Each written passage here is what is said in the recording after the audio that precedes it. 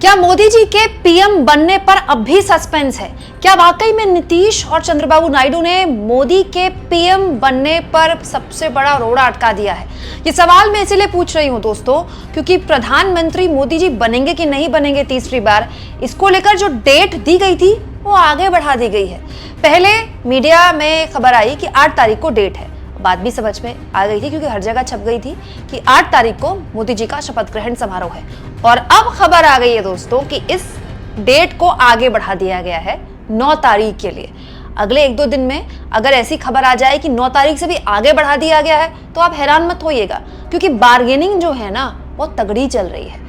TDP ने साफ शर्त रख दी है कि लोकसभा अध्यक्ष का पद तो उसको चाहिए ही चाहिए। इसके अलावा गृह मंत्रालय, वित्त मंत्रालय, रक्षा मंत्रालय, कृषि मंत्रालय, ग्रामीण विकास मंत्रालय, ऐसे कई मंत्रालय हैं जिन पर गठबंधन के नेता यानी कि नीतीश कुमार और चंद्रबाबू नायडू की नजर है। यहां तक कि चिराग पासवान ने भी कहा है कि 5 सीटें तो हम भी लेकर आए हैं, तो फिर रेल मंत्रालय तो हमारा भी बनता है।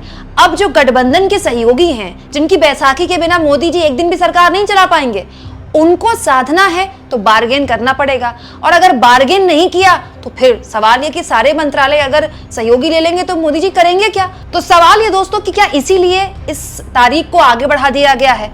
और अगर बार्गेनिंग चली रही है तो आप खुद सोचिए, अगर बार्गेनिंग चली रही है तो बार्गेनिंग तो इधर भी चल रही होगी ना, इंडिया गठबंधन से भी बार्गेनिंग चल रही होगी। और इंडिया गठबंधन ने तो वैसे भी खुला ऑफर दिया हुआ है चंद्रबाबू नायडू को, नीतीश कुमार को कि आइए लोकतंत्र बचाने की हमारी मुहिम में हमारा साथ दीजिए, हमारा खुला ऑफर है और देश को मजबूत कीजिए। इंडिया गठबंधन की प्रेस कॉन्फ्रेंस में बैठक के बाद यही कहा गया कि भाई हमारे पास नंबर्स नहीं है। बात भी सही है, इंडिया गठबंधन के पास नंबर्स नहीं है।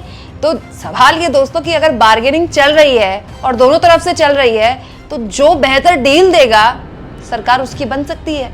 ऐसे में मोदी जी के आगे दोस्तों विकल्प बहुत कम है, या फिर कह लीजिए कि मोदी जी के पास अब कोई विकल्प नहीं है। जो मांगे रखी जा रही हैं उन मांगों पर विचार करना होगा, कई फैसले मानने पड़ेंगे। हालत ये हो गई कि नीतीश कुमार अभी सरकार में शामिल हुए नहीं, लेकिन केसी त्यागी का बयान आ गया कि भाई अग्निवीर योजना को बंद करो, इस पर विचार होना चाहिए। अभी सरकार बनी नहीं तो मोदी जी के सबसे बड़े फैसले को लेकर क्वेश्चन मार्क नीतीश कुमार ने खड़ा कर दिया है। ऊपर से टीडीपी की मांग लगातार बढ़ती जा रही है, मंत्रालयों पर मंत्रालय, मंत्रालयों पर मंत्रालय।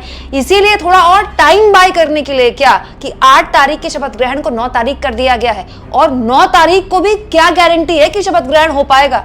बहुत बड़ा खेल दोस्तों दिल्ली के राजनीतिक गलियारों में हो रहा है, जिसका जो सूत्रधार है ना, एक पटना में बैठा है और एक अमरावती में बैठा है। देखते जाइए दोस्तों, शपथ ग्रहण से पहले न जाने क्या क्या होगा। दोस्तों अब तो मोदी जी को भी टेंशन होने लगी होगी। सोचिए, एक ही ड्रेस में, नहीं तो हमारे मोदी जी एक दिन में कम से कम 3-4 बार तो कपड़े बदल ही लेते हैं। एक ही ड्रेस में पीएम मोदी ने राष्ट्रपति को इस्तीफा भी दिया, उसके बाद एनडीए की बैठक भी की, उसके बाद तमाम काम मोदी जी इतनी जल्दीबाजी में थे उस दिन जब उन्होंने इस्तीफा दिया कल के दिन, कि उन्होंने सारे काम कल ही निपटा लिए।